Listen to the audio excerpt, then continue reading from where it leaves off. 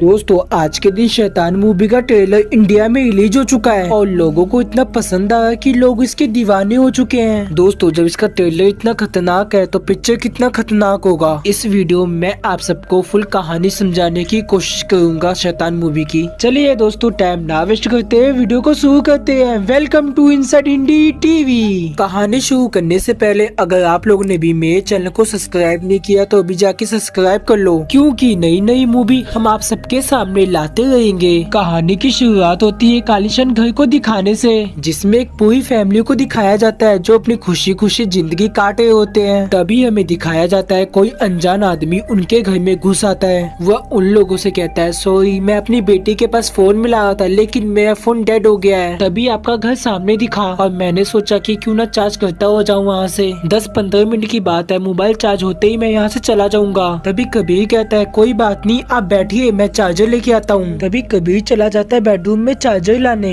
और उसके पीछे पीछे कबीर की वाइफ भी आ जाती है बेडरूम में। वो कबीर से कहती है ये सब क्या है, तुम किसी को भी अनजान आदमी को तुम घर में घुसा लोगे। तभी कबीर कहता है बस 15 मिनट की बात है, मोबाइल चार्ज करके वापस चला जाएगा। फिर शाम को कबीर वापस घर आता तो वो देखता है ये क्या, अभी तक वो आदमी यहाँ से गया नहीं। तभी कबीर अपनी वाइफ से पूछता है क्या बात अभी तक इसका मोबाइल चार्ज नहीं हुआ क्या, जिस पर इसकी वाइफ कहती है ये आदमी अब इस घर से जाने से मना कर रहा है। इतना सुनकर कबीर उसकी जैकेट लेकर उसके पास जाने लगता है और उससे कहता है निकल जाओ तुम मेरे घर से। तभी वो आदमी कबीर से कहता है शायद से आप समझे नहीं, मैं यहाँ से कहीं नहीं जाने वाला हूँ। तभी कबीर उसका हाथ पकड़ के बाहर निकालने लगता है। वो आदमी जानवी को कहता है देखो ना तुम्हारे पापा क्या कर रहे हैं, इनको रोको। तभी जानवी आगे आती है और कहती है डैड ये कहीं नहीं जाएंगे। तभी कबीर जानवी को साइड करते हुए कहता है जानवी तुम यहाँ से साइड हो जाओ, लेकिन तभी उल्टा ही जानवी अपने बाप को धक्का दे देती है और कहती है कि अंकल यहाँ से कहीं नहीं जाएंगे तो कहीं नहीं जाएंगे। और ये देखकर कबीर सोच में पड़ जाता है आखिर जानवी ऐसा क्यों कर रही है। तभी कहानी पास्ट में दिखाई जाती है, जिस समय कबीर घर पे नहीं था उस समय जानवी के ऊपर कुछ कर दिया था। तभी कहानी शिफ्ट होती है और हमें प्रेजेंट में दिखाया जाता है, जहाँ आर माधव जानवी को कहता है चाहे तुम चाय पत्ती खा जाओ। तभी जानवी अपने हाथों में चाय पत्ती निकाल कर वो खाने लगती है। उसी समय उसकी मॉम आ जाती है, उसको चाय पत्ती खाते हुए देख लेती है। तभी वो आके रोकने लगती है। ये देखकर कबीर आर माधव के पास आता है और उससे कहता है तुमने क्या कर दिया मेरी बेटी के साथ। और इसी बात पे आर माधव कहता है मैंने तो कुछ नहीं किया, और इतना कहकर वो वहाँ से चला जाता है। तभी कहानी शिफ्ट होती है और हमें अगले दिन का सीन दिखाया जाता है, जहाँ कबीर और उसकी वाइफ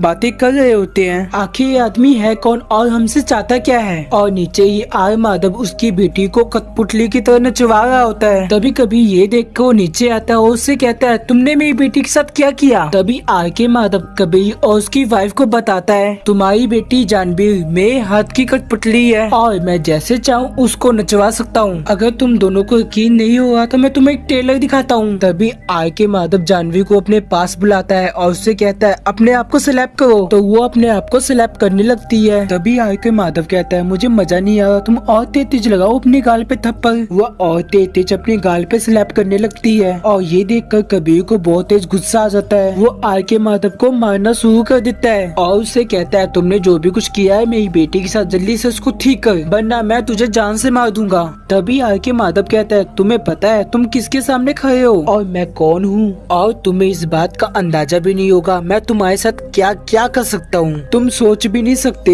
बस इतना बात सुनकर मानो कि कबीर के पैसे जैसे जमीन खिसक गया हो। तभी कहानी हमारी शिफ्ट होती है और हमें कबीर की वाइफ को दिखाया जाता है, जहाँ उसे गैस की स्मेल आ रही थी। वो भागते हुए किचन में जाती है चेक करने के लिए आखिर गैस का स्मेल आ कहाँ से रहा है। किचन में पहुँचने के बाद वो देखती है कि सिलेंडर का पाइप निकला हुआ है और उसी के ऊपर उसकी बेटी जानवी माचिस लेकर बैठी हुई थी। और ये देखकर उसकी माँ उसको कुछ नहीं कहती और उसको प्यार से समझाने लगती है, लेकिन वो किसी की बात नहीं मानती सिवाय आर के माधव के अलावा। तभी वहाँ कबीर भी आ जाता है और ये देखकर अपनी बेटी को समझाने की कोशिश करता है तुम्हें क्या हो गया, तुम नीचे आ जाओ मैं तुम्हें कुछ नहीं कहूँगा, लेकिन वो उसकी भी बात नहीं मानती। तभी वहाँ पर रमेश आ जाता है। ये उन लोगों से कहने लगता है मैंने तुम्हें कहा था ना ये मेरे हाथ की कठपुतली है और मैं इसका भगवान। तभी कबीर कहता चुप कर जा रमेश, बकवास मत कर। तभी रमेश जानवी को हुक्म देता है जानवी अपने डैड को घिंचा के चांटा मारो, और जानवी भी ऐसा ही करती है। वो अपने डैड को घिंचा के चांटा मार देती है और जानवी को भी नहीं समझाता उसके साथ आखिर हो क्या रहा है। तभी कहानी शिफ्ट होती है और हमें दिखाया जाता है जहाँ जानवी अपने भाई को जान से मार रही होती है। तभी कबीर की वाइफ जानवी को देख लेती है जो अपने भाई को जान से मार रही होती है। तभी कबीर की पत्नी उसको हटाने की कोशिश करती है, लेकिन उसको उल्टा धक्का देकर अपने भाई को चली जाती है जान से मारने के लिए। जब उसको छत पे से नीचे फेंकने वाली थी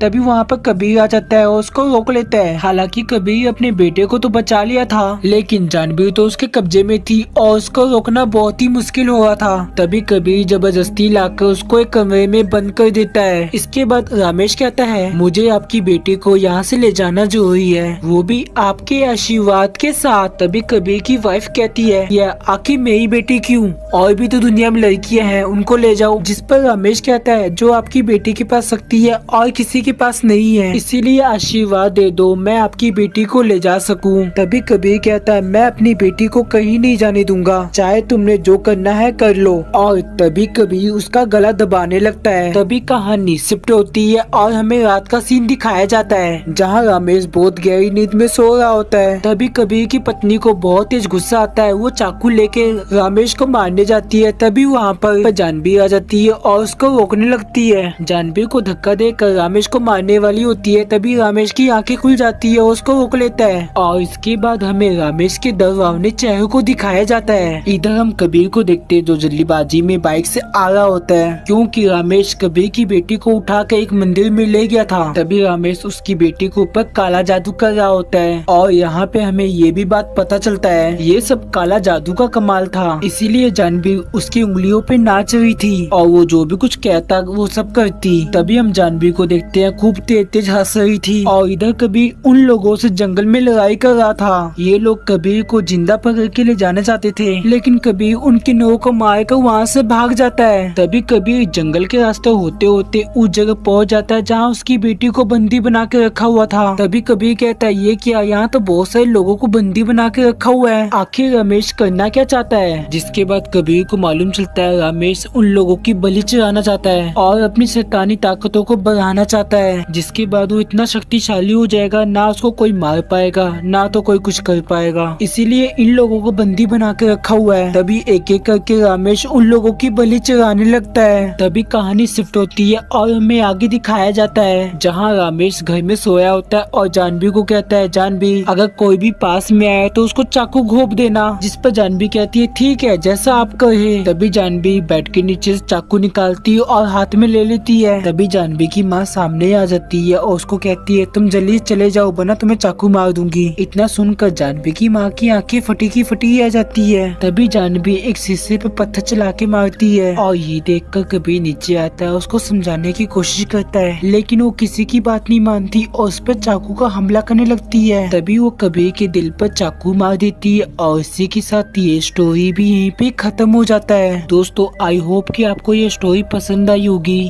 अगर आपको स्टोरी पसंद आया तो हमें कमेंट बॉक्स में कमेंट करके बता देना वीडियो कैसा लगा। चलिए दोस्तों, इसकी फुल वीडियो आते ही हम आपके सामने ला देंगे। दोस्तों अगर अभी तक आपने मेरे चैनल को सब्सक्राइब नहीं किया तो अभी जाके सब्सक्राइब कर लो। इससे होगा ये कि सबसे पहले वीडियो आपके पास पहुंचेगी। Thanks for watching.